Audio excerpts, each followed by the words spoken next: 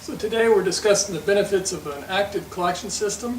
This is collecting from a 7,000 square foot arena, and our lines from the arena come into the left here, and the Jandy valve is in the flush mode right now, so the water comes out the back and goes out the flush line.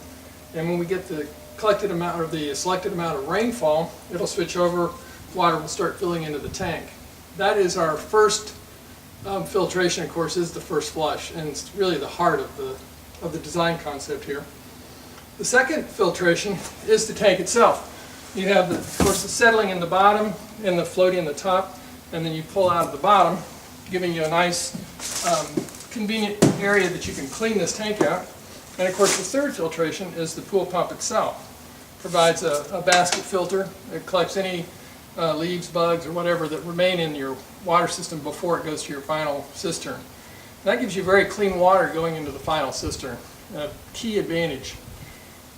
Just as a side note, I put cover over the plastic pool cover because the clear top allows the sunlight to come in, and you'll get a little bit of mold and algae going in there. And I found that just putting as simple as a cover over that will keep that from happening. This water is nice and clean.